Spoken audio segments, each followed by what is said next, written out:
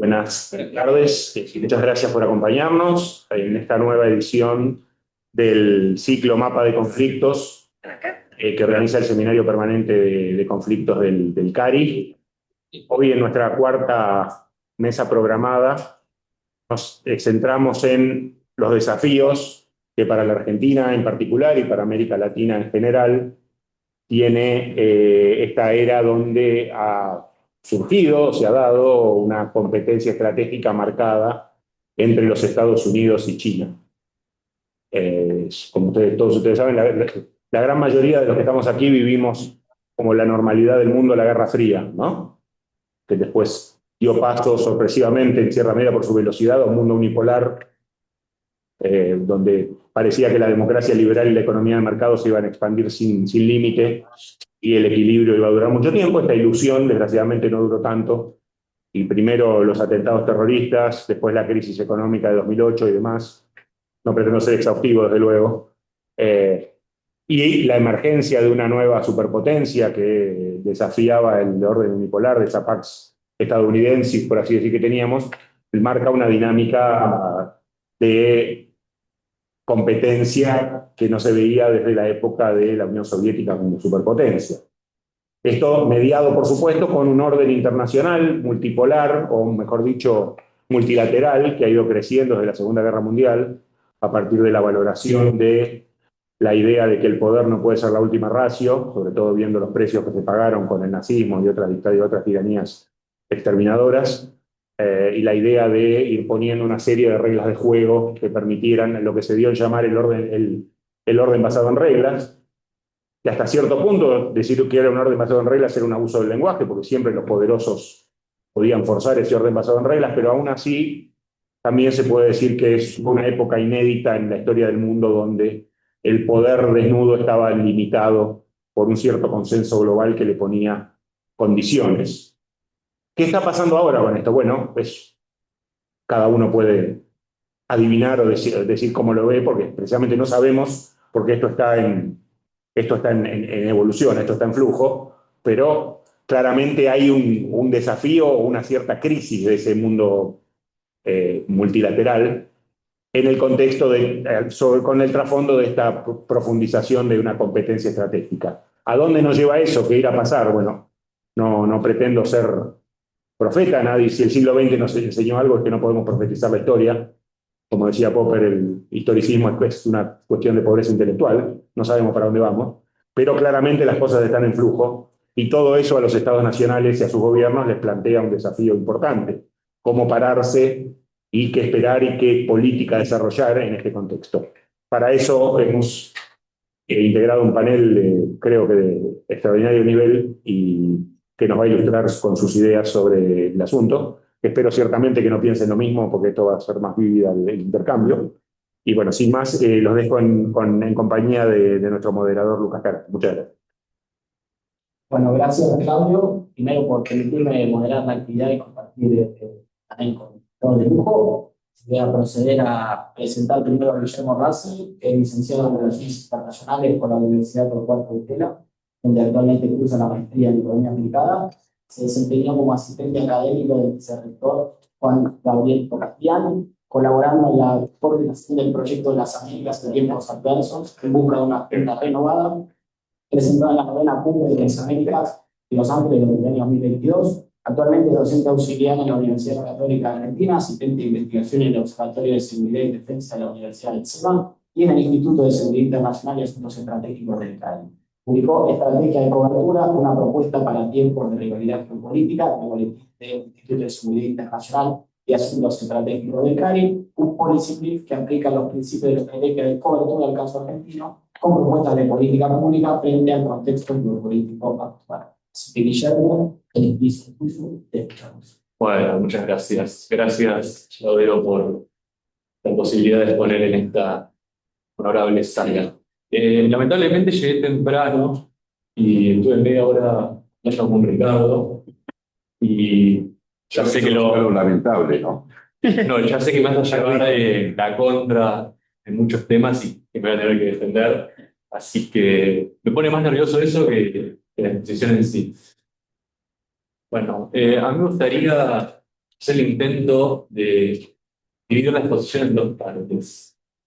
Una primera parte que haga un raconto de los principales condicionantes de la política internacional contemporánea, y una segunda parte que trate las principales esferas de actividad donde la Argentina puede tomar decisiones de política pública. Nosotros vivimos en un mundo bipolar, no antagónico. No antagónico significa que, si bien el grado de polarización es elevado, no existen presiones sistémicas que obligan a los estados menores a plegarse a China o a Estados Unidos. Existe, por supuesto, un occidente ampliado, Estados Unidos es la cabeza, pero ese sistema de alianzas, primero que es a priori voluntario, y segundo que viene de antes, viene de la Guerra Fría, sobrevivió a la unipolaridad y va a sobrevivir a la bipolaridad actual. Y además hay una situación adicional que hay que tener muy en cuenta, que explica en gran medida las decisiones de Estados Unidos y las decisiones de China. Que Estados Unidos tiene una enorme ventaja estratégica por sobre China, y esa ventaja estratégica es que tiene hegemonía, ejerce una hegemonía sobre su propia geografía, sobre su propia, perdón, su propia geografía, no, sobre su propia región. Cosa que China no replica en Asia. Por eso el locus de disputa del poder global actual es el Indo-Pacífico. No es Europa, no es América Latina, no es África. Entonces, el principal objetivo de política exterior, de política de defensa de Estados Unidos en este siglo es evitar que China replique esa ventaja estratégica, replique la hegemonía en Asia. Recupero la cuestión de la polarización. Generalmente en la literatura, si estamos en un mundo polar, independientemente de los polos, pero si estamos en un mundo no antagónico, no por los niveles de antagonismo de la Guerra Fría, la sugerencia inmediata de política exterior para cualquier Estado es, bueno, seguir una política exterior pendular y acercate a China o a Estados Unidos según tu conveniencia en cada tema y en cada momento. La Argentina no está haciendo eso. La Argentina hoy en día está siguiendo una lógica de alineamiento rígido, donde además se suma un componente ideacional, por no decir ideológico, que a veces es difícil de comprender. Y doy un solo dato que estuvimos discutiendo antes, Ricardo. El nivel de coincidencia en las votaciones de la Asamblea de Naciones Unidas entre la Argentina y Estados Unidos es del orden del 85% y supera ampliamente los 90%, que era del orden del 60%. Además, a eso se suma, bueno, el vínculo interpersonal entre el presidente Milei y el presidente Trump. Ahora bien, uno podría quedarse con esa dimensión y quizás decir que la política exterior está reducida a sesgo ideológico y a inclinación ideológica, pero yo me quise hacer en particular para esta mesa de discusión, me quise hacer la pregunta de cuál es la racionalidad de todo esto, porque uno tiende a querer pensar que siempre hay racionalidad. Y lo que yo creo es que hay una dimensión que es urgente para la Argentina, que es la dimensión financiera o la dimensión cambiaria, como la quieran llamar, pero en realidad solo existe un actor de relevancia. Y ese actor es Estados Unidos, y es en particular el Tesoro de Estados Unidos. ¿A qué me refiero con esto? Porque me podrán decir, bueno, fuentes de financiamiento hay varias, no es solo Estados Unidos la única fuente de financiamiento. Está China, está Europa, está el sector privado, pero en lo que se reduce a la cuestión de anclaje de expectativas, es decir, hacer que la política cambiaria, la política monetaria de este gobierno sea creíble, el único actor que puede hacer eso es el Tesoro norteamericano. Y yo creo que por eso, en parte, estamos alineados y por eso nuestro canciller es Kirchner. Y ahora me gustaría hacer el salto más a otras cuestiones temáticas. Antes digo otra cosa, que es que lo que estamos viviendo es una invitación a la estabilización. No es otra cosa, no es una invitación al desarrollo, ni mucho menos, y esto es algo que voy a recuperar después. Paso a otras cuestiones temáticas.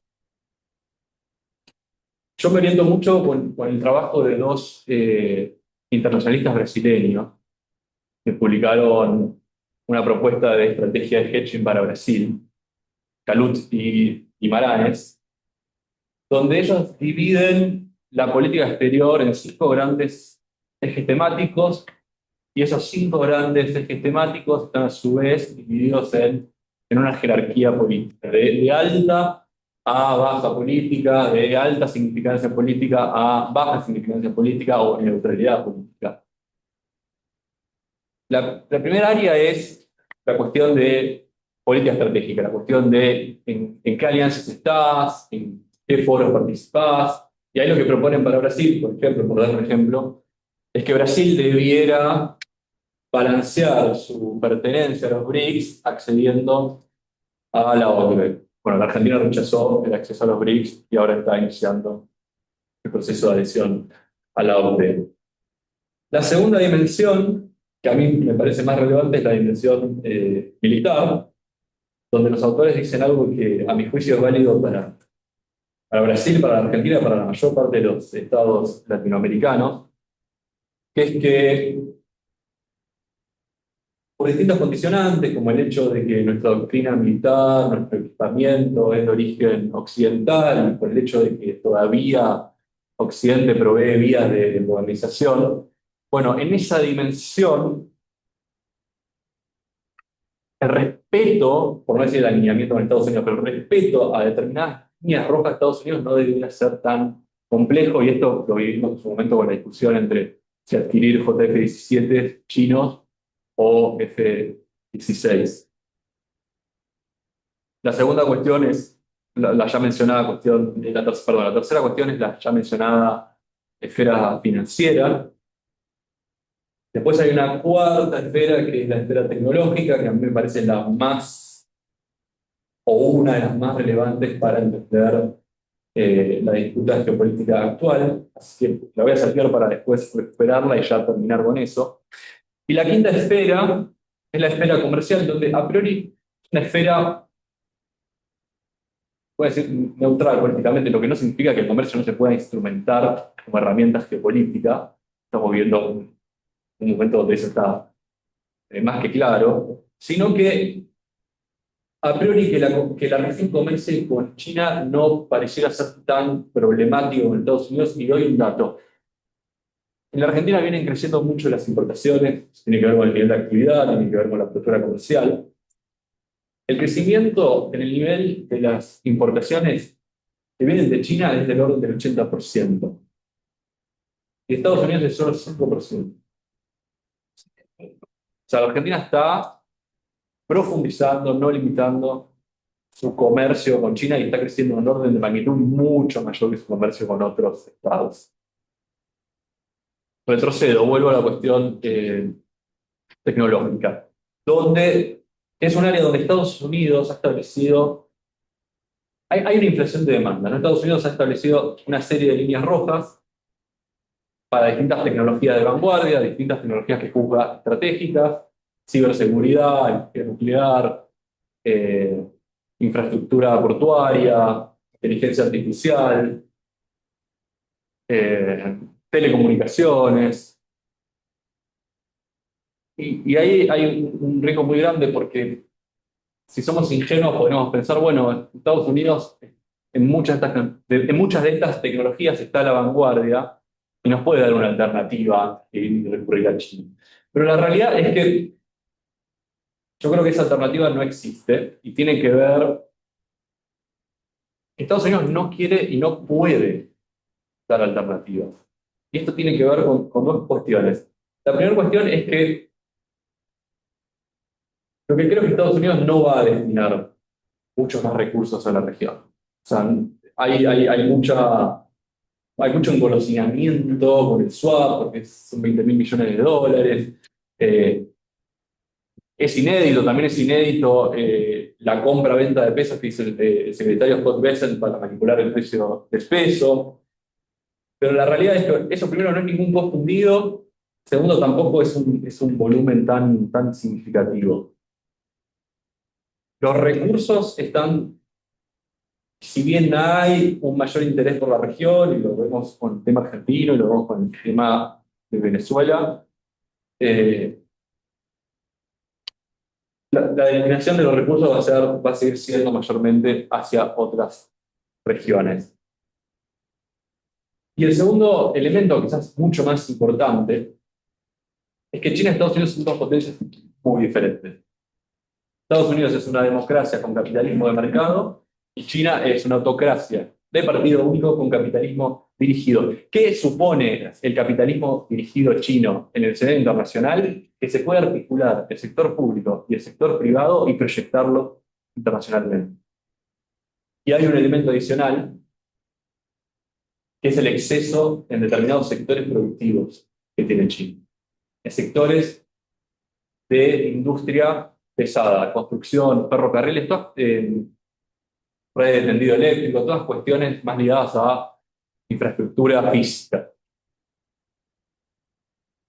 O sea, la iniciativa de la franja y la ruta tiene una lógica de mercado, no es simplemente una lógica estratégica de influencia internacional. Y esta dimensión Estados Unidos y Occidente en general no la puede replicar. Y se vio en el fracaso de la iniciativa del G7 de infraestructura. No se puede movilizar al sector privado occidental para que invierta de igual manera, en igual magnitud, en el sur global. Entonces acá, en esta dimensión nos vemos limitados. Y con esto concluyo. La política exterior actual tiene sentido en tanto y en cuanto se ajusta a una situación de urgencia por el plan de estabilización macroeconómico argentino. Pero sí, expresión de deseo de por medio. Si ese plan de estabilización se concreta, nuestra política exterior va a quedar corta, por decirlo en términos simples. Cuando reaparezcan nuestros intereses permanentes, ahí vamos a tener problemas. Atucha 3 y Atucha 4 paralizado. Las las empresas hidroeléctricas de Santa Cruz bien paralizadas. El proyecto de radar en San Juan cancelado. La postulación de Anfen para construir la minera en el Cerro de Chuyaco rechazado. No es una opinión sobre la viabilidad particular de cada proyecto, sino que es una identificación de una dinámica, que va todo en el mismo sentido. Bueno, gracias.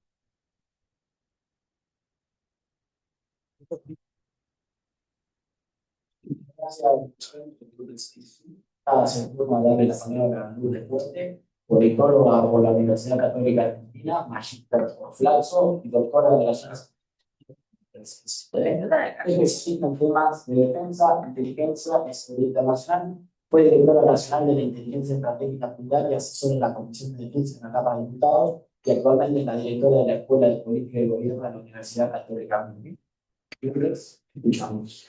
Gracias, Estefano. Gracias, Claudio, por... Cerca del micrófono. Sí. A ver, ¿ahí me escuchan? ¿Bien? Perfecto. Bueno, gracias, Claudio, y bueno, gracias a esta audiencia acá, que siempre es muy estimulante y desafiante, porque acá cualquiera de los que está acá puede hablar de todos estos temas y a veces hasta con más propiedad.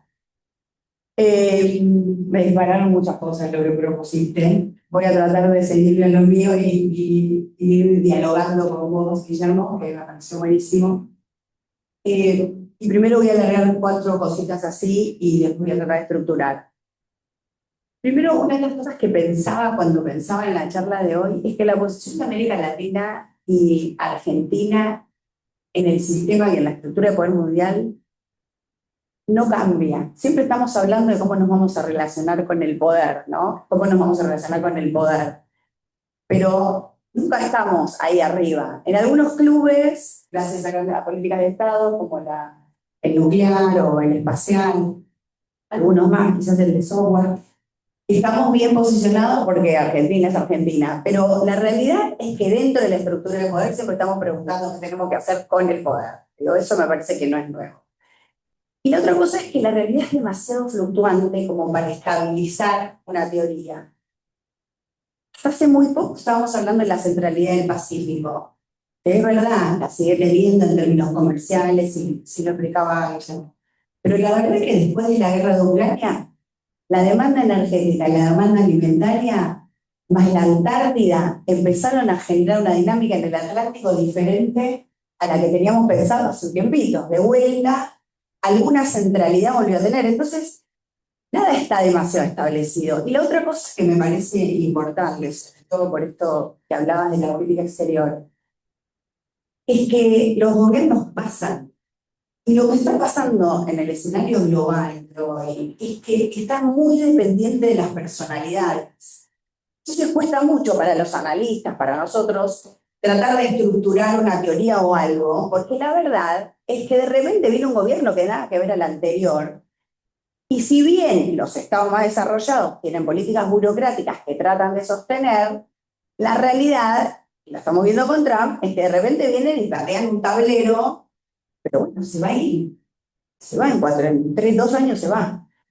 Y puede cambiar todo de vuelta. Entonces, y acá es lo mismo, ¿no? Porque hasta antes de la elección anterior casi pensábamos que se iba a mirar. Entonces, es tan cambiante todo que es muy difícil decir esto está todo mal o esto está todo bien, porque la realidad es que estamos yendo para un lado, pero por ahí no para tanto. Y creo que eso en la Argentina es lo que lo salvó.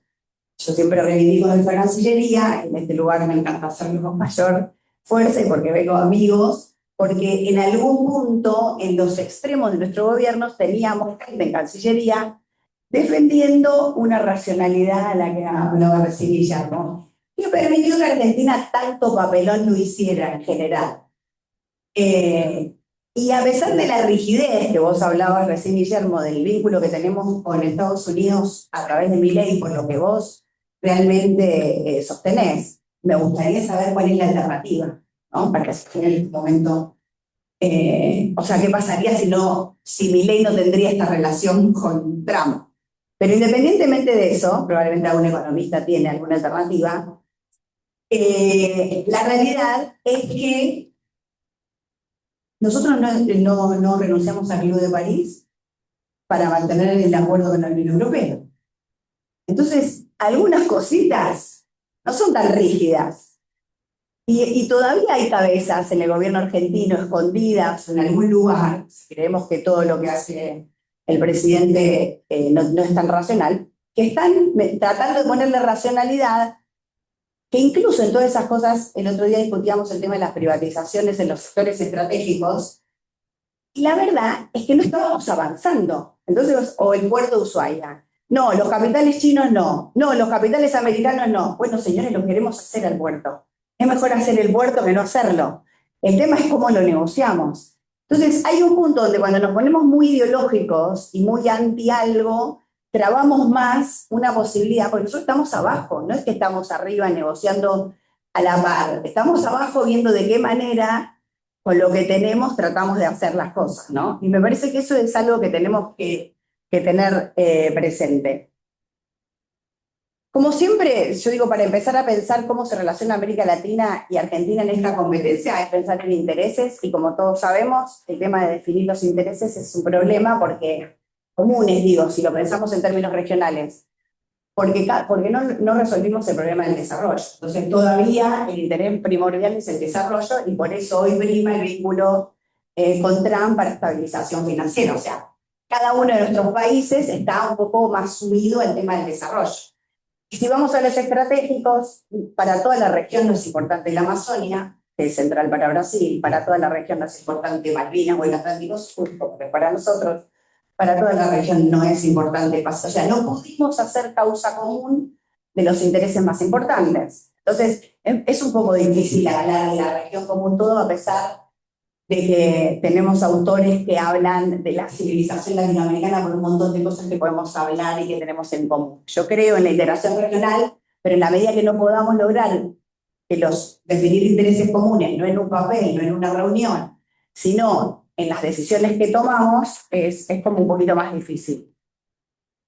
Yo iba a mencionar algunos condicionantes de la competencia entre Estados Unidos y China, pero creo que Guillermo los mencionó bastantes. Y coincido con él que son esos, es que es un sistema global mucho más integrado, no solamente entre China y Estados Unidos, estaba buscando la dependencia que tenían mutua, que se vio muy fuerte en pandemia, y aún ahora que todos hablan del nearshore y de hacer, no están pudiendo porque hay un actor que es el sector privado, que para Occidente, como bien lo marcabas, es un actor que es funcional, pero más o menos. O sea, si Trump le dice, vení, trae la fábrica acá y tiene que pagar 3 veces el salario, te van a decir que no.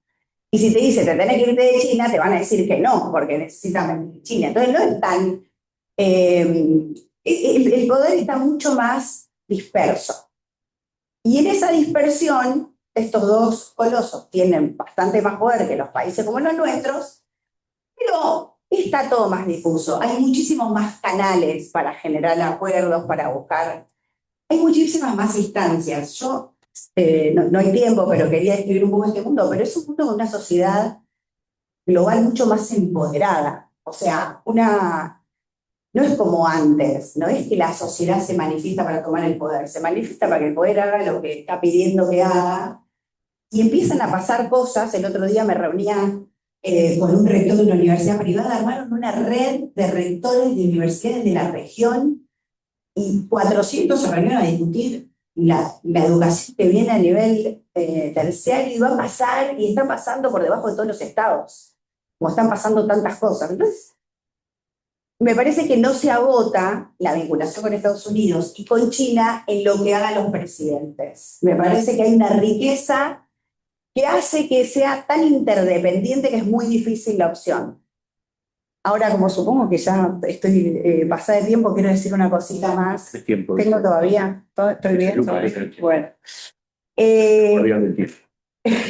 No, el otro tema es que hoy todo está pasando en un lugar que se llama ciberespacio, donde también el poder está recontra disperso, no hay gobernanza ahí. Entonces uno puede ser más realista y pensar que la gobernanza la van a tener los poderosos. Bueno, no lo sé, o sea, hay hackers que desafían a los poderosos también, o sea, es un mundo que todavía no lo estamos manejando y encima aparece la inteligencia artificial con algunos interrogantes que no está tan claro que estos dos colosos que están compitiendo lo tengan tan dominado.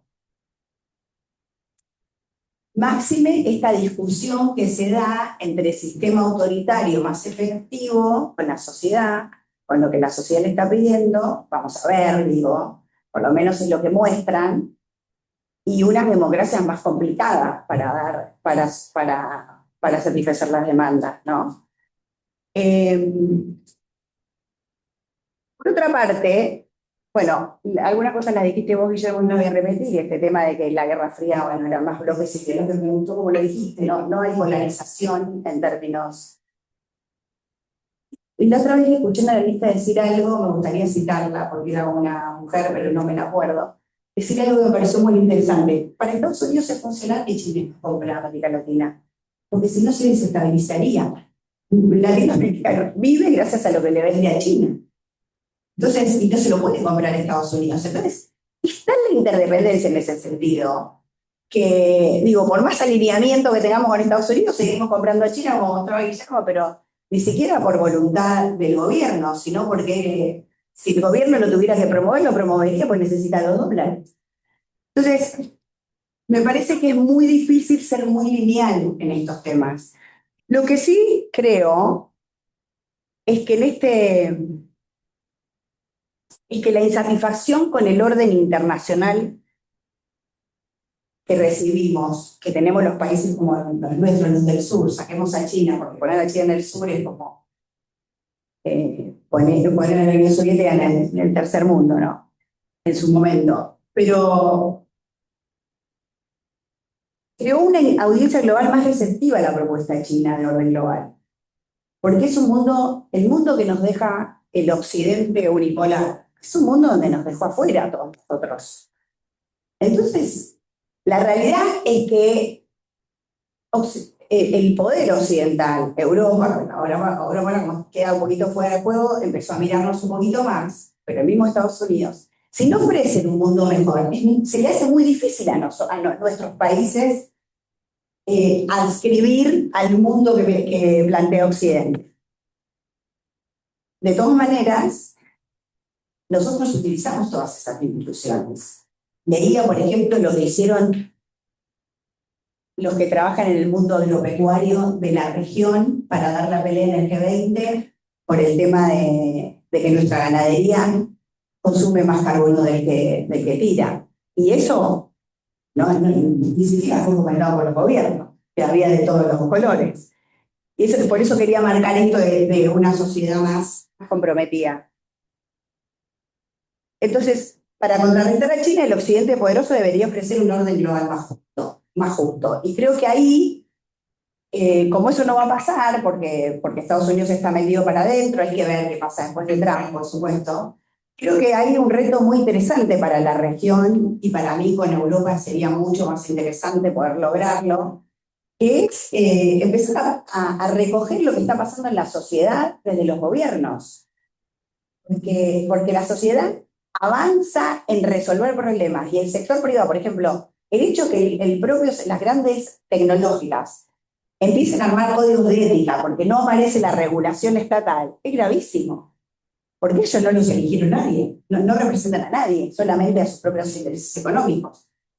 Entonces me parece que ahí hay un montón de desafíos. Creo que, por supuesto que hay que darle interés a esa competencia, pero sabiendo esto, que todo es muy fluctuante, que lo que hoy necesitamos, por un lado, por ahí mañana se da vuelta distinto, y no tenemos tanta capacidad de incidir solos.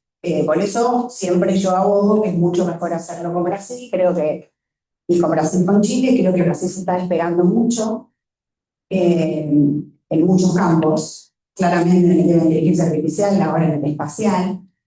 Y eso es una pena para la Argentina porque después le va a costar mucho más entrar en términos más competitivos, o sea, más parejos con Brasil. Pero para las discusiones que vienen, todos los temas que están pasando a nivel global, donde los dos poderosos no van a poder resolverlo, porque es lo que pasó con la pandemia. En la pandemia, los que podían hacer vacunas son los que zafaron, como India, por ejemplo. Los que no podían fabricar vacunas, nosotros al final, los que no podían fabricar vacunas dependían de que se las den. Y ahí no importa que yo sea el más poderoso y tenga los más portaaviones. Jugaba eso, la cantidad de cosas que no podía comprar en China. Entonces digo, pueden pasar cosas globales donde sería bastante interesante que a nosotros nos encuentre un poquito más conversar entre los pares. Algo que no logramos todavía y que no sé si esta pelea lo va a promocionar, porque justamente uno de los peligros, yo ponía cuáles eran las ventajas y cuáles eran las desventajas, y una de las grandes desventajas es la fragmentación. Creo que el gran problema de esta disputa es la fragmentación, porque como siempre beneficia a los poderosos, pero a nosotros no nos beneficia en ningún sentido que estemos divididos, cada uno jugando por otra parte. Pero lo vuelvo a poner en cuestión. Digo, yo lo veía Lula, que todos lo señalan como el que se está volcando a China. Bueno, al final, en el último minuto, vuelve a mirar y vuelve a negociar porque necesita Estados Unidos de Brasil y Brasil de Estados Unidos. Entonces, nada es demasiado y me parece que hay que rescatar que es un mundo tan fluctuante que lo que nos conviene es estar más unidos nosotros y más unidos con los nuestros, que es nuestra región. Lo dejo ahí.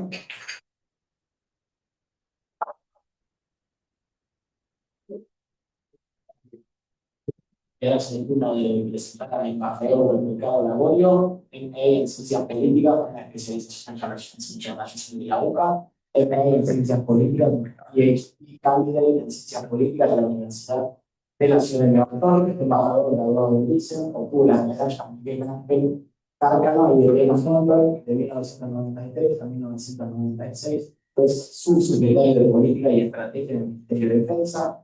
Fue jefe de división en la Embajada de Argentina en los Estados Unidos de América desde 2003. Fue embajador extraordinario y plenipotenciario de la República Argentina ante la Federación Rusa de la República en 2017 hasta octubre de 2020 y concurrente en Bielorrusia, Kazajstán, Kirguistán, Uzbekistán y Turkmenistán.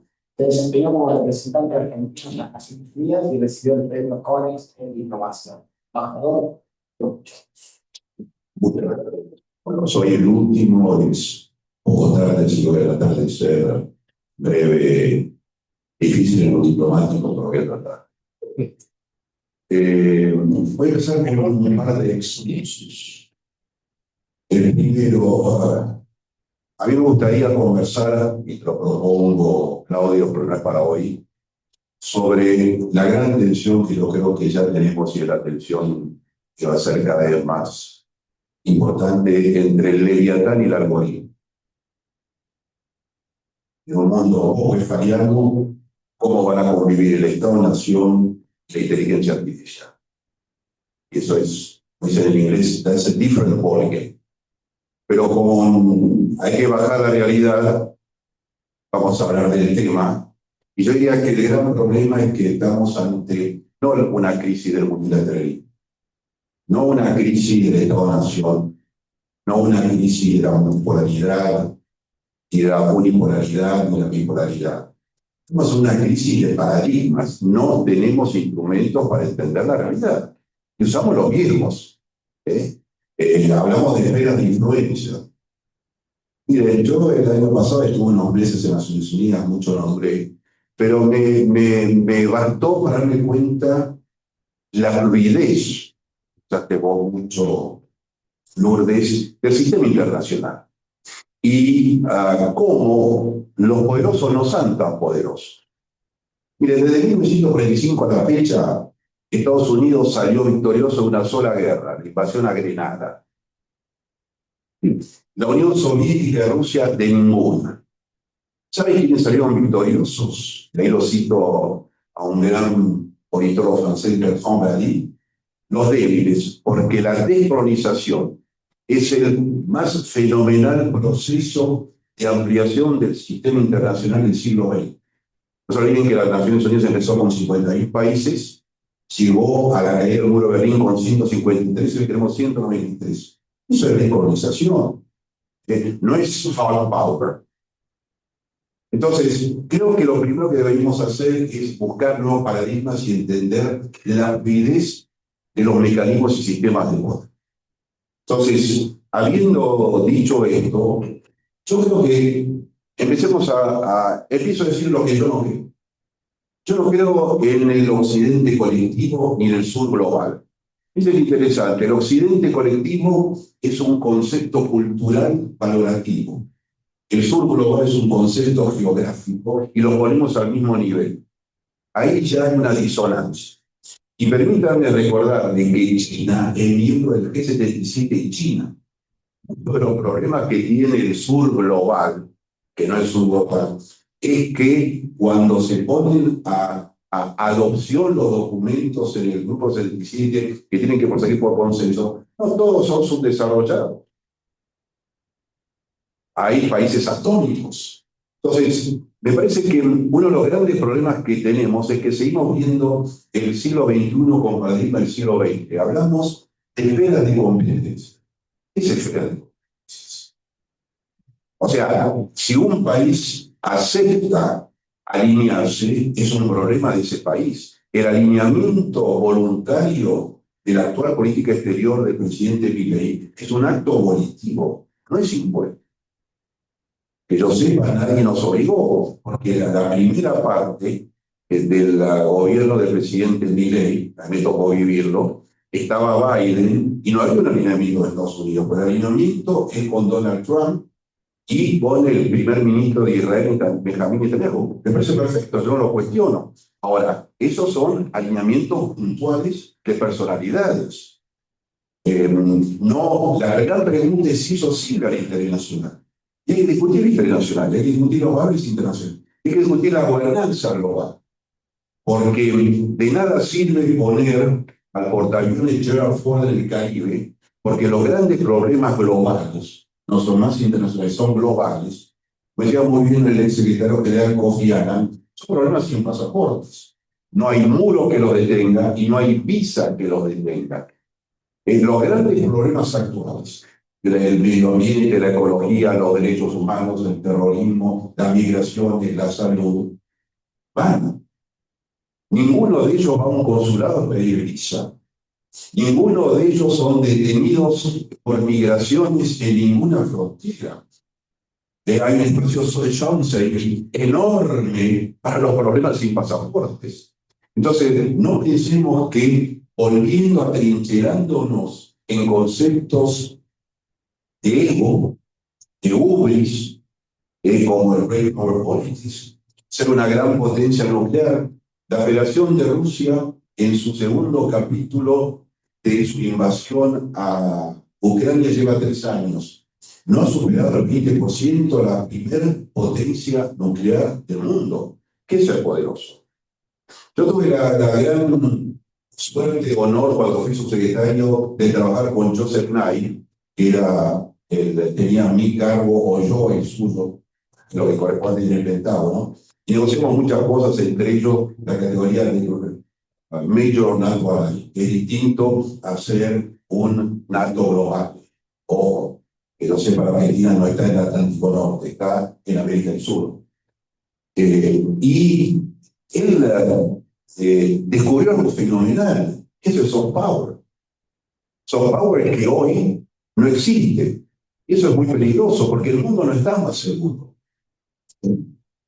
El gasto militar, y es interesante porque se llama gasto militar, crece año tras año. Y el año pasado fue de 1.3 trillions, sale usted la cuenta. La inversión en paz, que se llama inversión en paz, no llega al 1%.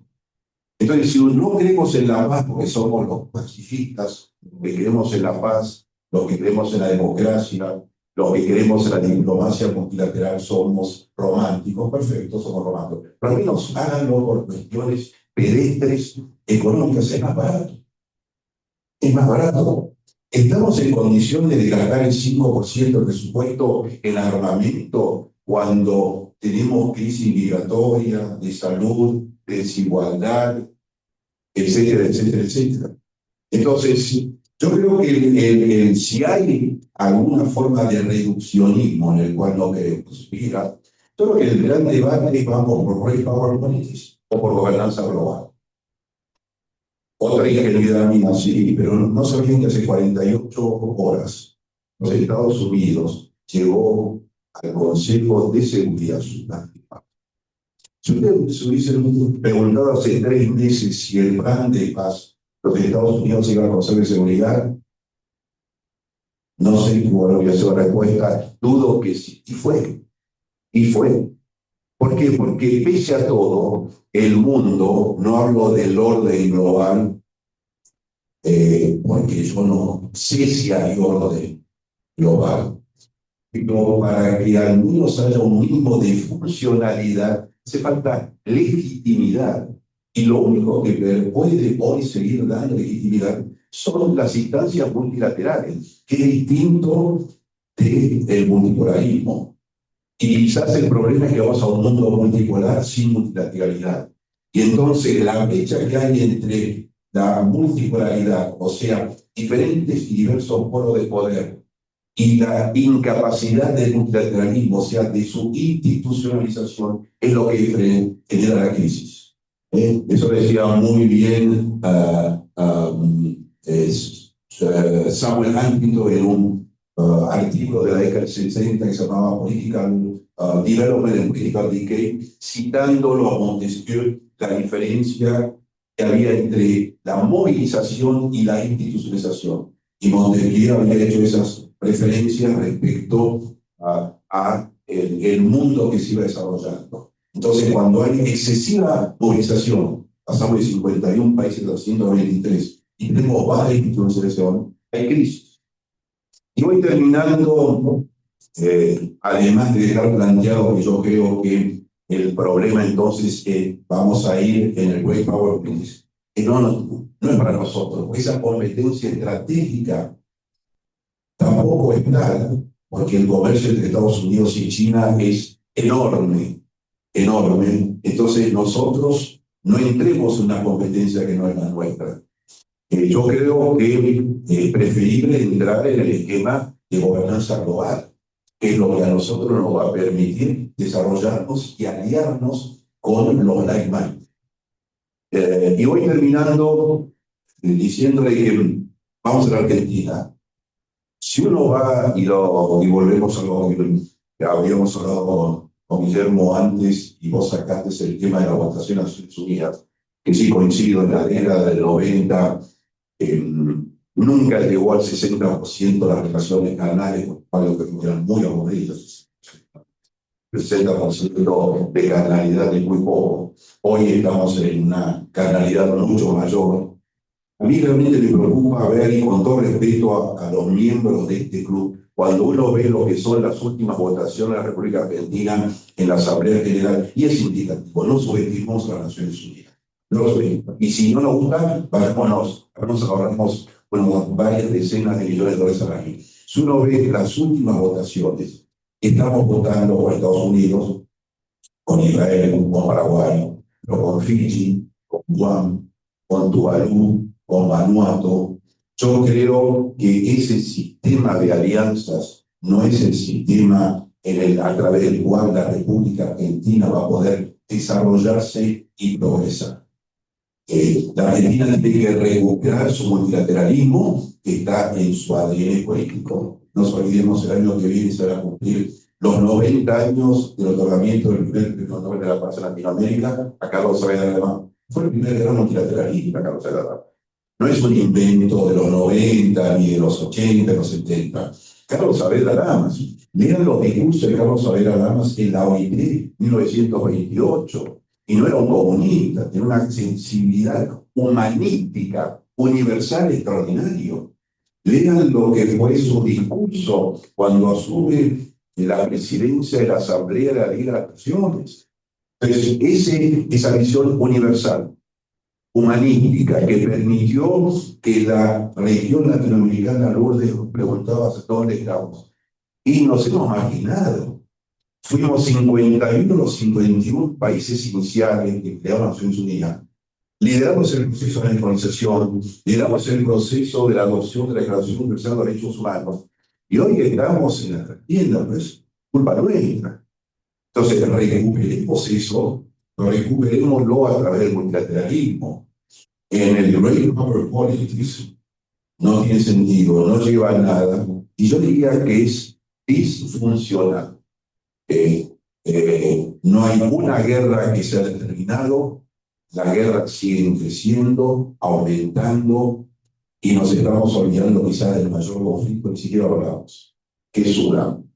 Así que yo diría que en el futuro la Argentina tiene que volver a las nobles tradiciones de las que hablaba Carlos Saavedra Lamas, que no es un romántico, fue Premio Nobel de la Paz, fue canciller, fue diputado, fue rector de la UBA, fue profesor, un hombre de un enorme prestigio. Volvamos a esas raíces y sobre todo volvamos a tener una política exterior activa que ayude al desarrollo y al progreso del país.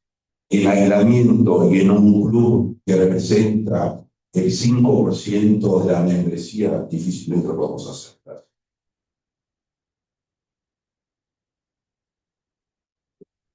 Bien.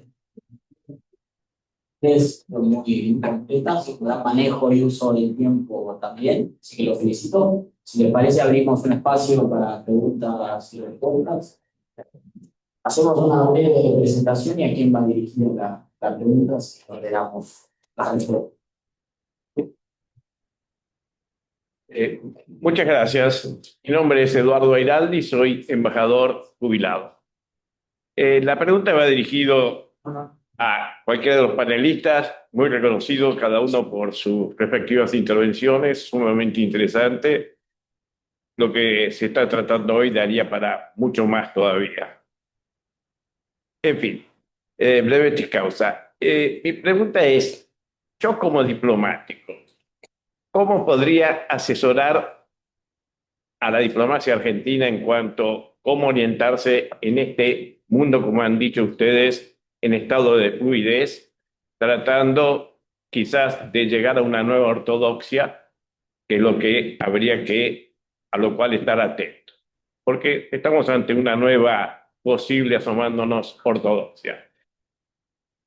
En ese fluir, cuando tenemos dentro de nuestro país, en cuanto a toma de decisiones, dos, digamos, grupos enfrentados hegemónicamente, lo cual hace que no exista una comunidad de interpretación de los intereses nacionales.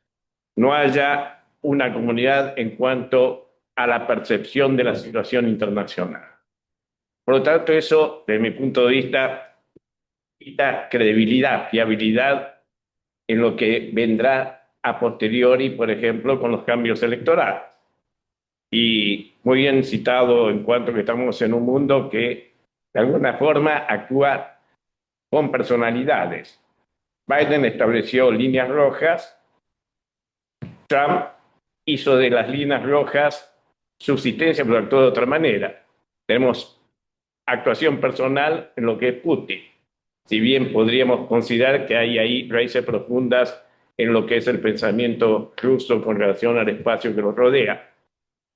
El caso de China es diferente, no es un caso de personalidad, es un caso de un régimen establecido. Mi pregunta es en cuanto a lo nuestro. Muchas gracias.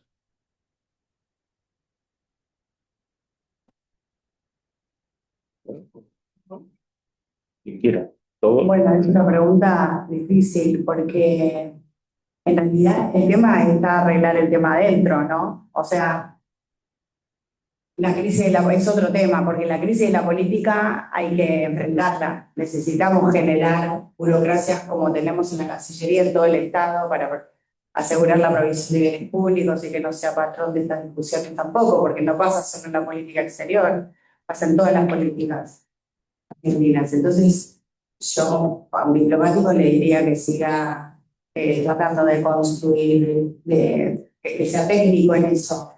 Los intereses en general, la mayoría de los intereses argentinos los sabemos todos. En donde hay divergencia es en cómo los conseguimos. Y bueno, tratar de ser lo más profesional posible en ese sentido.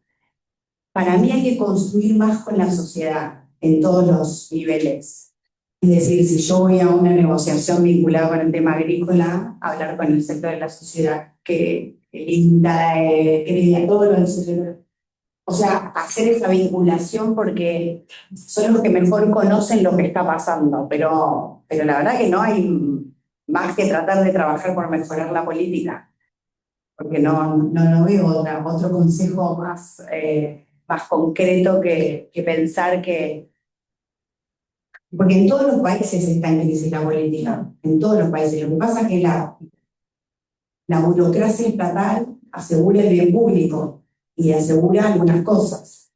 Al no tenerlo nosotros, lo tenemos en Cancillería, pero si encima ahora le ponen un poco más la bota encima, como más difícil. La verdad es que siento eso, siento que, nada, que por el rato se pongan la camiseta argentina y trabajen para que haya mejor política, y que no se queden solo con el trabajo de Cancillerías. Vale, no sé. Sí, a ver, tres orientaciones. Diversificar holgadamente, balancear y, voy a ser provocador, plegarse limitadamente. Diversificar.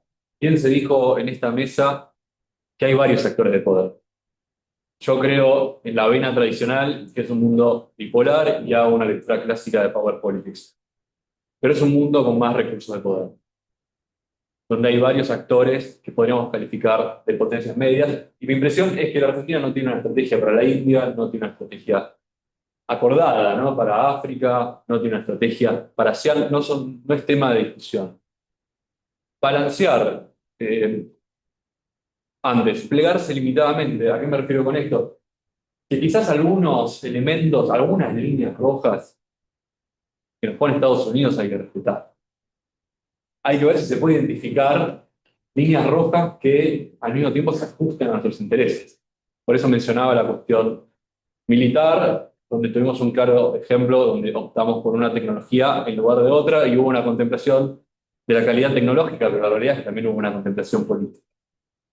Y balancear, si no hay elementos de plegamiento limitado, que esto se inscribe en la estrategia de cobertura que tanto trata la literatura actual de relaciones internacionales, se puede balancear. No puede haber un acercamiento más profundo con China en aquellos temas donde no hay alternativa a China.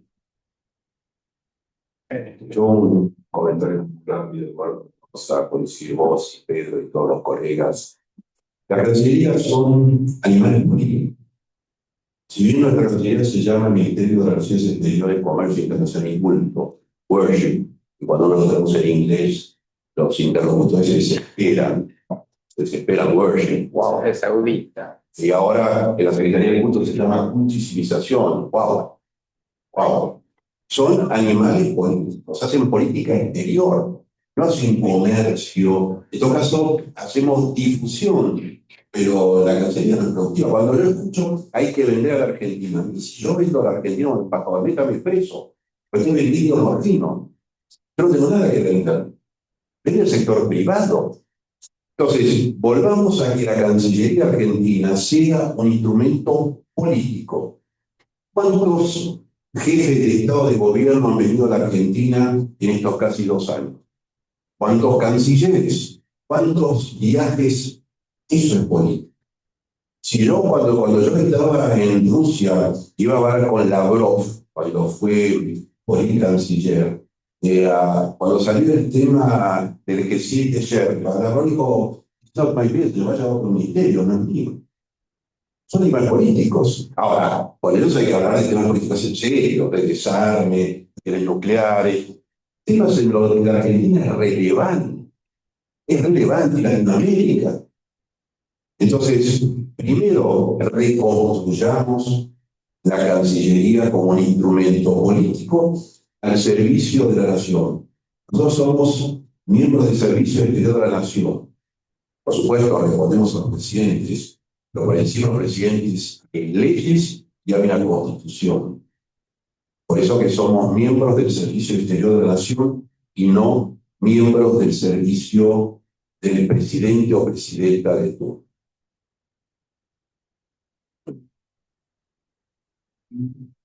Mi nombre es Víctor Nasimov, le agradezco al CARI por la invitación. Quería hacerle al embajador Lagorio preguntas puntuales, muy breves, que hacen a la gobernanza de personalidades versus el interés nacional.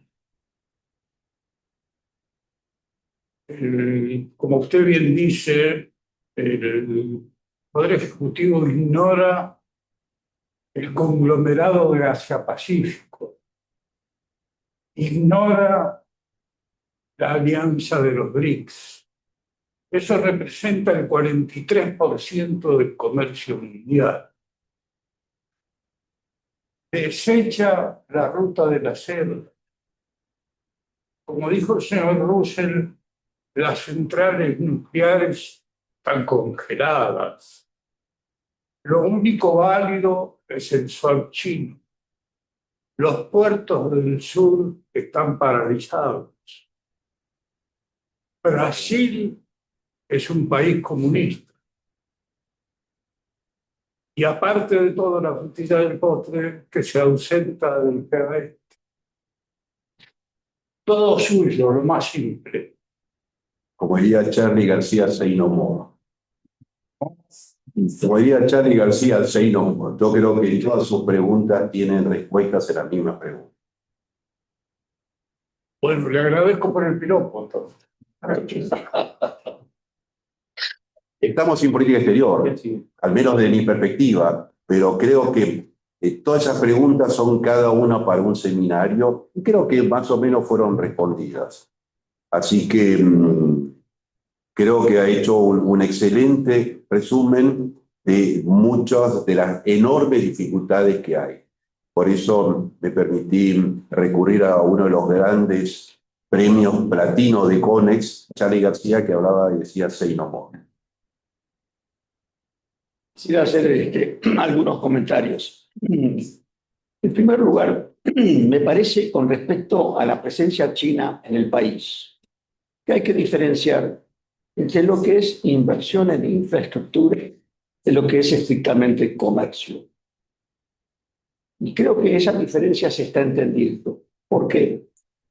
La presencia china en infraestructura argentina, a la larga, produce también una influencia política en el país. Bueno, hay gente que dice, no molesta, estamos en competencia, que estén los chinos acá y que puedan estar influyendo el contexto doméstico argentino, no importa. Y están los que dicen, mira, los chinos tienen una forma de ver el mundo diferente a la nuestra, antagónica básicamente a la libertad. Entonces, en ese sentido, yo diría, todo bien con el comercio, no así con la inversión en la infraestructura. En todo caso, tiene que ser muy limitada. Es cierto que no es fácil conseguir capitales para desarrollar grandes proyectos, pero me parece que si la economía argentina se estabiliza, esos capitales también van a venir. Así que yo veo ahí una diferencia que tiene cierta importancia. Con respecto a algunas cosas que dijo el doctor Lagorio, él hace un comentario sobre el 5% que se gasta en gasto militar. Tiene razón, es una cifra extraordinaria. Yo también quisiera gastar mucho menos, pero tenemos que ser realistas. Los chinos se están armando, los rusos pelean y Europa necesita militarizarse. Estados Unidos no se quiere hacer cargo. Entonces, Estados Unidos urge a los europeos gastar más en defensa. Creo que eso está dentro de la realidad actual. No es un deseo abstracto, es una necesidad concreta. Por lo tanto, habrá menos dinero disponible para cosas más lindas, ¿no es cierto? De índole pacífica. Pero como la economía se trata de recursos escasos, tenemos que optar. Y después hay otro aspecto muy importante que está vinculado con tu visión de la gobernanza internacional. Cuando teníamos un así llamado orden internacional basado en lineamientos liberales post Segunda Guerra Mundial, pudimos avanzar bastante con respecto a ciertos valores en común. Desgraciadamente, los norteamericanos, y sobre todo con esta administración, han apurado de ese orden. Ven al mundo como una situación caótica, donde no se quieren hacer cargo, no quieren ser los líderes y simplemente participar como un país más que trata de conseguir todas las ventajas posibles. Esto no hace más que consolidar el caos internacional. Cuando hay caos internacional, es muy difícil hablar de gobernanza. Entonces tenemos que ser realistas y decir, mira, la gobernanza para otro día. Por ahora, lo que tenemos que hacer es tratar de defendernos dentro de este caos lo mejor posible.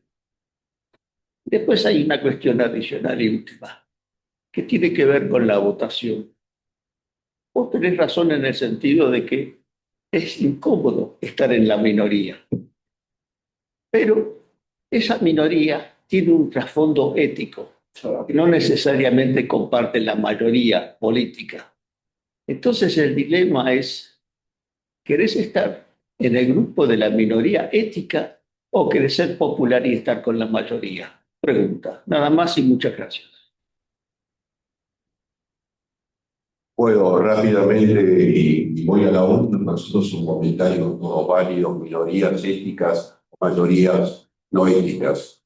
Yo creo que estar con toda Europa, con toda Latinoamérica, no es estar con las mayorías populistas, al contrario. Me parece que el populismo está en los botones rojos, pero todo es discutible y como buen liberal agrariano que soy, me parece que tu visión es tan válida como la mía. El problema son las consecuencias de eso. Y lo veremos con el tiempo. Bueno, muchas gracias. Yo quisiera, más que nada, un comentario para la visión de usted, porque en definitiva el título es Argentina y América Latina, la relación esta de las tensiones entre China y Estados Unidos. Creo que ahí es donde precisamente estamos perdiendo un poco la visión común que de alguna manera hubo entre los países latinoamericanos después, ciertamente después de la caída del muro de Berlín, pero que en realidad empezó antes, porque una de las cosas que yo siempre repetía era que el proceso de Contadora, que sirvió mucho, la vuelta a la democracia a América Latina, no sucede como consecuencia de la Guerra Fría, sucede en el punto más fuerte de la Guerra Fría, que es la década del 80. Es decir, justamente ni el proceso de Contadora, ni el Grupo de Río tuvieron lugar como respuesta al fin de la Guerra Fría. Eso es algo que es prácticamente incorrecto. Fue la vuelta de las democracias a la región que nos llevó a tratar de que no hubiese una guerra generalizada en Centroamérica, y eso es lo que se adelantó bastante a la Guerra Fría. De hecho, la Argentina, el proyecto brasileño, cuando la Argentina se asume que es el Atlántico Sur como zona de paz, es algo que antecede en 4 años. Estaba todavía Brezhnev como jefe del Politburó, para que esa cosa habría que tratar de tenerlo presente, ¿no? Es decir, hay acciones de América Latina que están en lo que decía vos, Ricardo, Saavedra Lamas, la cuestión de que éramos la mitad, casi la mitad de los primeros miembros de Naciones Unidas éramos latinoamericanos. Es decir, había otro tipo de acción, otro tipo de política, y era activo. Ahora, en el caso de la relación con Estados Unidos y China, evidentemente es importante. Yo recuerdo cuando nosotros tuvimos la presencia del G20, el logo que hicimos era G, no sé si alguno se acuerda, G20, y era G y 2 en colores, y el 0 era en blanco y negro. Yo le dije a los que lo diseñaron si no estábamos anticipando el que era G2 por Estados Unidos y China, y todo el resto estábamos en el 0 en negro. Así que bueno, pero la cuestión es que creo que el paradigma que hay ahora entre Estados Unidos y la tensión con China es, sin embargo, que es completamente diferente a lo que han sido todos los otros imperios. China es el país más viejo, hace 3.500 años se llaman igual, están más o menos dentro de la misma frontera. Entonces, no sé si es que hay que medirlo como lo que han sido todos los imperios, incluso los más grandes, de que tienden a que el resto del mundo, a ser dueños del resto del mundo, de las propiedades del resto del mundo, sino que es no digo que sea benigno, pero es otro tipo de presencia, y no sé si a lo mejor eso es lo que hace que sea más posible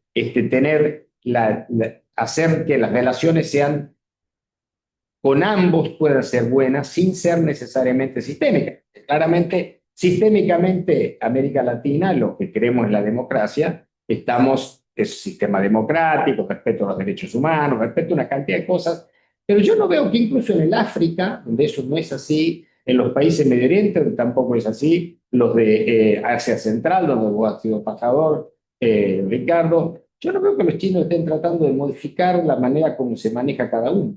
Y eso creo que es algo que hay que tenerlo presente, y eso daría la posibilidad de que América Latina vuelvan a encontrar un diálogo que nos permita a nosotros mantener relaciones normales con ambos, sabiendo que sistémicamente no vamos a estar compitiendo con Estados Unidos. By the way, lo que vos decías de los aviones chinos, el primer elemento que tenemos que tener en cuenta nosotros en materia de seguridad y defensa es que la gran cosa que se hizo en la Argentina y en Brasil sobre todo, pero también para la región, fue eliminar la hipótesis de conflicto, y eso presume los avances que se hicieron en materia de seguridad y defensa entre Chile, Argentina, Brasil y toda América Latina, fueron de tal naturaleza que nos llevaron a que no solamente haya no haya hipótesis de conflicto en primer lugar, pero también hipótesis de cooperación, y eso presume que vos tenés que tener los mismos sistemas de armas. Si comprar el sistema de armas chino hubiese sido un disparate, no porque sean buenos, malos, caros o lo que sea, fundamentalmente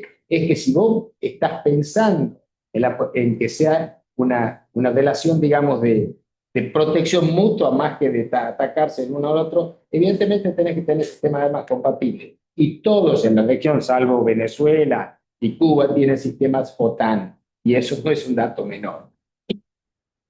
Quiero un comentario, por favor. Perfecto. Que me gustó la intervención, Pedro, gracias, porque un poco contestando algo que decía recién en relación a las inversiones chinas.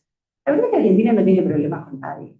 Con nadie, o sea, si hay algo que nosotros culturalmente tenemos una diferencia enorme con Europa, es que la gente acá no vive en gueto. Si vive, es en convivencia, nunca en cerrazón. Y hay chinos en Argentina y no pasa nada. O sea, no creo que sea un problema que China interne en Argentina, sinceramente. Yo creo que eso del sistema chino hacia adentro, esa mirada que tienen, por eso digo que el Occidente con poder, que quiera generar algún orden diferente, tiene que ser muy convincente, porque, por supuesto, las clases que nos va bien en estos países, no vamos a claudicar y vamos a seguir defendiendo la democracia, pero cuando más excluidos haya, o sea, Cuba se defendió desde la exclusión, no desde la gente que estaba bien. Nadie quería ir a vivir a Cuba. Había muchos que defendían Cuba, pero se querían ir a vivir a Cuba. Pero si vos le preguntabas a una persona que estaba pasando hambre en América Latina, ¿dónde prefiere vivir? Y en Cuba, obviamente. Pero quiero decir, la tentación de un sistema autoritario es más que nada, no la cultura china. Porque, no sé, yo por lo menos cuando salí de China sentí la diferencia de estar en un sistema que está vigilando. No creo que ningún argentino ni ningún latinoamericano banque un sistema como el chino, sinceramente. Creo que en eso no necesitamos que nos vengan a ordenar, solitos lo vamos a querer estar de este lado. Entonces, me parece que yo coincido plenamente con eso, porque eso es una ventaja muy diferente a la pelea ideológica que nos enfrentó entre nosotros. Yo tengo una pregunta. A partir de una cosa que dijo Lourdes, dijo, bueno, todos sabemos cuáles son nuestros intereses. Me perdonen mi ignorancia, yo no lo tengo tan claro. A mí ese concepto de interés nacional siempre me ha sido equívoco. Digo, ¿qué es eso? Pues, a ver, si partimos de la base que la nación no es una persona, la nación es una construcción lógica que se refiere a un montón de gente que vive en un lugar determinado o no, pero que tiene cierta escuela. ¿Hay intereses distintos de los intereses de los miembros de esa comunidad? Entonces, digo, uno puede decir, bueno, ¿cuáles podrían ser los intereses nacionales? Bueno, los intereses nacionales es tener un sistema institucional sólido, una economía sana, buena educación, buena salud, poder comerciar con el mundo, poder exportar lo que yo quiera, poder importar lo que yo quiera, tener un sistema que me defienda de delitos y de invasiones. ¿Pero hay algo más allá? Por ejemplo, el embajador decía nuestras centrales nucleares. Bueno, yo quiero tan argentino como todos y yo me opongo a que haya centrales nucleares en la Argentina. ¿Eso me hace un enemigo del interés nacional? Pues yo creo que eso no es un interés nacional. Entonces, digo, a veces, porque los lobbies existen en todos lados, ¿no? Y determinados lobbies se convierten en voceros del interés nacional y dicen, mi interés es el de todos. Digo, ¿tenemos interés en tener una industria automotriz? No sé, si a mí me cuesta muy caro comprar el auto, yo no quiero tener una automotriz, prefiero importarlo. Entonces, por eso, ¿cuál es el verdadero interés nacional ahí, no? ¿Por qué quiero llevar el tema a esta cuestión? Porque me parece que es el punto de decir, bueno, ¿cómo me paro en el mundo? Bueno, me paro en función de lo que quiero hacer. Y en teoría el Estado es nuestro sirviente, el sirviente de los habitantes, para favorecer nuestros intereses. Entonces, ¿cuáles son los intereses que debe favorecer el Estado? ¿Debe favorecer a los importadores para poder hacerse de divisa? ¿O debe generar reglas de juego que permitan que toda la gente viva bien? Es una inquietud humilde que les dejo a ellos. No, muy rápidamente. Yo diría cuáles son los intereses y valores No perdimos los valores. Yo creo que el gran desafío es poner en conjunción intereses y valores que no son eternos y permanentes. Sí, o sea, la democracia es un valor y es un interés en la República Argentina. Autos, y sí, lo que pasa es que quizás ahora tendríamos que pensar en autos eléctricos y sin conducción, o que vuelen. Vos no estás de acuerdo con las centrales nucleares porque estás quizás de acuerdo con algo muy superior que es con el cuidado del medio ambiente. Bueno, ahí hay un interés y un valor que es la ecología. Entonces, uno va construyendo las políticas. Ecología que el gobierno ha dejado de lado. Nos hemos retirado de la Organización Mundial de la Salud. El año pasado nos retiramos unilateralmente de una operación de paz del Líbano. Teníamos 5 oficiales. Eso en contra, lo que más el interés, como todo en política, se va construyendo por adición, vos podés quebrar. Por eso yo digo que el Servicio Interior es de la Nación, no solamente el presidente o el presidente de turno. Porque si no, cada 4 u 8 años tendríamos otra política exterior. Ergo, no tendríamos política exterior. Tiene que haber continuidad. Malvinas es un interés y un valor nacional, que además es constitucional. Entonces, sí hay intereses y valores. Hay que discutirlos, claro que hay que discutirlos. Hay que discutirlos, no hay que imponerlos. El problema está en la imposición. Pero sí hay intereses y valores y tienen que jugar. Los derechos humanos son intereses. No es un resabio de la izquierda. Los derechos humanos vienen de 1948. Los derechos humanos están en el declive de la guerra como Conquista Alberti. Libro que hay que leer porque hay que leer a todo Alberti, no a un solo Conquista Alberti. Yo quiero ser desmintido, porque estoy más del lado de Claudio. Creo que las sociedades están demasiado heterogéneas en este momento y que esa es una de las grandes crisis de este momento. O sea, el alcalde de Londres es musulmán. Están pasando cosas que desafían hasta los valores comunes. Lo digo en el sentido de que empiezan a haber valores que antes creíamos que eran todos, pensábamos igual y pensamos diferente. Sí. Y esa diferencia pone en crisis los propios estados, justamente por eso, porque no los valores, la aparición del mundo, de la sociedad global, puso en crisis para mí los valores comunes, por eso hay que volver a recrearlos, para mí, volver a repensarlos, y no se pueden reconstruir si no se reconstruye la comunidad. Si no nos sentimos todos parte de lo mismo, es muy difícil que reconstruyamos ni valores ni intereses. Yo digo que los conocemos por los clásicos, por Malvinas, por Antártida. Hay algunos que son clásicamente intereses construidos en la historia argentina. Pero está cambiando todo tanto. Nuestros ciudadanos ya no están en el mismo lugar. Fíjense, me encanta la foto que pone Durán Barba, que pone arriba en el 50 esperando el tren a todos leyendo el diario y abajo esperando el subte a todos en el celular. Acá estaban todos en el mismo lugar, acá no. Y los chicos que juegan con gente de todo el mundo. Y las tribus de los chicos son globales. Y los valores que defienden son globales. Entonces, y hasta los derechos humanos, tengo un hijo estudiando en Londres, y los derechos humanos en África son bastante diferentes a los que nosotros defendemos. No pueden creer que metamos a alguien en el cárcel toda la vida. ¿Les parece violatorio de los derechos humanos? ¿Les parece mucho mejor cortarle la mano? Y para nosotros cortarle la mano sería violar los derechos humanos. Entonces, digo, si nos ponemos en ese cuento, y las sociedades se hicieron tan globales, creo que es válida tu pregunta. Me parece súper difícil hoy esa definición, por eso hay que volver a repensar la representación para que la democracia vea un sistema donde nos pongamos de acuerdo con las buenas cosas. Creo que una y la primera, como dijo recién Pedro, que nos hizo a los latinoamericanos muy unidos en eso, fue la democracia. Parece que en eso todavía seguimos pensando que vale la pena defenderla. Y me parece que la libertad, para lo que este presidente, es un concepto que en el occidente todavía es importante. Pero una sola cosa tuvo que aparecer, vos hablas muy bien del celular, y eso es el algoritmo. El gran debate es el que está en el algoritmo. En definitiva, ese chico que está con el celular no es autónomo, está consumiendo algoritmo. Cuidado con eso. Es una pregunta sumamente difícil y lamentablemente no puedo salir corriendo si voy a ensayar una respuesta. Yo creo que el objetivo de toda política pública es cuidar el estilo de vida de los ciudadanos y maximizar la seguridad y el bienestar material de la población. Seguridad y bienestar material, lamentablemente, a veces están en conflicto, por eso, y me circunscribo a la cuestión China-Estados Unidos, hay que identificar riesgos y hay que identificar oportunidades. Y doy ejemplos.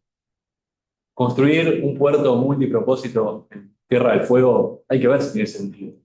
Pero por el desafío que implica a Estados Unidos. Eran $300 millones de capitales chinos. La verdad es que mucho dinero no es. $300 millones se pueden conseguir por otra vía. Ahora bien, según la Bolsa de Comercio de Rosario, hay $3.000 millones de inversiones chinas que están en litio y en cobre, que están esperando aprobación por parte del Estado Nacional. Ahí yo creo que no hay alternativa. Ahí China tiene que ingresar a la Argentina en esa dimensión. Y hay que tener una discusión caso por caso, hay que tener un enfoque casístico. Sí, hay preguntas. ¿No hay? No hay preguntas. Ok. Hay una allá y Bueno, muchas gracias a todos por sus exposiciones. Toda una pregunta breve, se habló un poco de competencia de los poderes y de cómo hace tiempo que no juega ese juego de personas. Quería preguntar su opinión, la de ustedes. ¿Qué pasa si se recalienta esta Segunda Guerra Fría? ¿Qué es lo que Argentina debería hacer? Porque, bueno, la Primera Guerra Fría es un periodo de esos mañana voy a casa. pasajes que creo que está pasando en el Caribe. Plantea que quizás en los próximos años sí haya esta función, más allá de esta administración actual, qué es lo que un país como Argentina puede hacer si lo impera no es ya la competencia.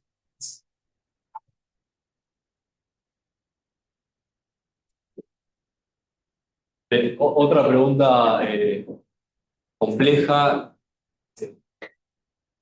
La realidad es que ese escenario es el peor.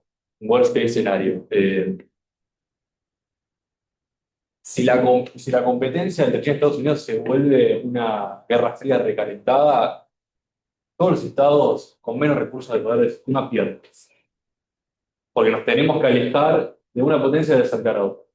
Hay que optar por una opción de plegamiento. Que es la historia por lo menos de la Guerra Fría. Con un condicionante adicional que hoy en día es cierto que hay una mayor difusión del poder, es cierto que los estados, hay más estados intermedios, es cierto que hay más recursos de poder, entonces no podría, y además no hay y no habría un antagonismo ideológico que genere una especie de paranoia en Estados Unidos, como una especie de macartismo recalentado. Entonces, en ese sentido, esa guerra fría recalentada quizás sería menos traumática, pero sería traumática.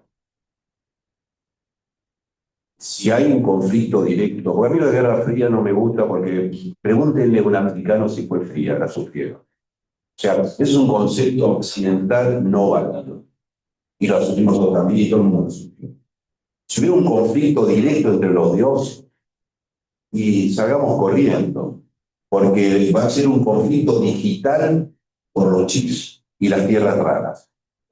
Por eso no podemos con la Guerra Fría, que fue territorial. Vamos a conflictos no territoriales o desterritoriales, atemporales y virtuales. Es otro mundo y ahí de nuevo hagamos el debate del Leviatán y del algoritmo. Porque acá también está jugando los demás. Peter Thiel, Sam Altman y compañía juegan mucho más. Y juegan mucho más. Porque todo esto es gracias a esto que es virtual. ¿Quién maneja la nube? ¿Quién maneja los datos? De nuevo, lo que está en crisis son los paradigmas. Y lo último, se habla mucho de la sociedad civil. No se olviden que las Naciones Unidas, que es la gobernanza global, empieza con una fabulosa frase de la independencia de Estados Unidos with the people, no with the states, no with the nation. Nosotros los pueblos, son los pueblos, no los estados, no las naciones. Eso es gobernar Salvador. Si me pregunté. No, yo creo que es. No, simplemente creo que, primero para mí el escenario ese es muy complejo, un poco por estos actores que juegan y otro porque la interdependencia entre China y Estados Unidos es muy alta. O sea, si van, y además porque China es un país que, como dijo Pedro, no va a ir, tiene paciencia, llega desde otro lugar, no tiene una tradición de conquista o de inicio de guerras. Yo no veo ese escenario. O sea, si se dispara algo nuclear, no veo que venga por China. Siento que puede ser siento un escenario de guerra, tercera guerra mundial, lo veo más por proliferación, más que por la competencia entre ellos. Sí, coincido con Guillermo que es el peor escenario. Pero incluso los chinos todos lo fueron recuperando de una manera no bélica. No tenemos por qué pensar que no si va a generar la reacción de Estados Unidos. Si recupera Taiwán no va a ser en connivencia con los americanos. No va a ser. O sea, yo no veo ese escenario, me puedo equivocar, me equivoqué muchas veces, pero sinceramente creo que China es diferente en la manera, y coincido en eso mucho, de que cambiaron los paradigmas, por eso nos gusta tanto ver. Estamos todo el tiempo pensando como antes, y cómo hacemos para pensar lo nuevo, cómo hacemos para meter a estos tipos nuevos, a los celos más, en la discusión, ¿no? Creo que, digamos, sobre la olla, pero sin comentarios de nada más. A mí me da la impresión, soy gran parte de esta conversación, que el problema central tiene la política exterior argentina y la Argentina como nación en relación a este escenario internacional. No es elegir entre China y Estados Unidos, sino, en primer lugar, optar estratégicamente sobre un mayor grado de aislamiento o un mayor grado de integración con el sistema mundial, con un sistema mundial cada vez más integrado. Entonces, a la hora de establecer prioridad, yo pienso que la prioridad estratégica es la intensificación de la inserción de la Argentina en el sistema mundial. A partir de esa definición de prioridad estratégica, es posible establecer cuál es el tipo de vínculo que se establece con las superpotencias. Y en relación a este punto en particular, voy a hacer una analogía que seguramente, como toda analogía, puede considerarse inadecuada, pero que me parece que en este caso puede resultar ilustrativa. En la década del 50, fines de la década del 50, cuando nacía el movimiento de países no alineados, en realidad, dentro de los no alineados había subyacentemente como dos tercerismos posibles. Un tercerismo, si quiere, confrontativo, que encarnaba particularmente la China de Mao Zedong, que por su dimensión, por su poder, podía plantearse como una opción igualmente lejos de las dos superpotencias, y lo que podríamos llamar un tercerismo moderado o cooperativo, que estaba básicamente representado por la Yugoslavia de Tito y por la India de Nehru, que precisamente por su menor poder relativo, lo que planteaban como tercerismo era estar igualmente cerca, igualmente lejos de las dos superpotencias.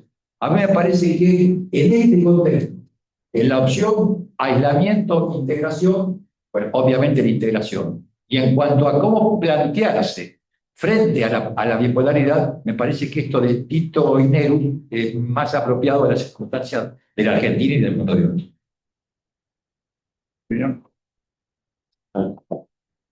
Bueno, les agradecemos mucho a todos, sobre todo en primer lugar a nuestros escritores y también al público. Creo que ha sido interesante este intercambio. Vamos a seguir discutiendo estas cosas y los invitamos a nuestra próxima sesión, que es el próximo 27, donde vamos a hablar sobre el Atlántico Sur y la Antártida dentro de nuestro ciclo de mapa de conflicto. ¿Qué fecha? El jueves 27 a las 6 también. Muchas gracias y que tengan muy buena noche. Gracias.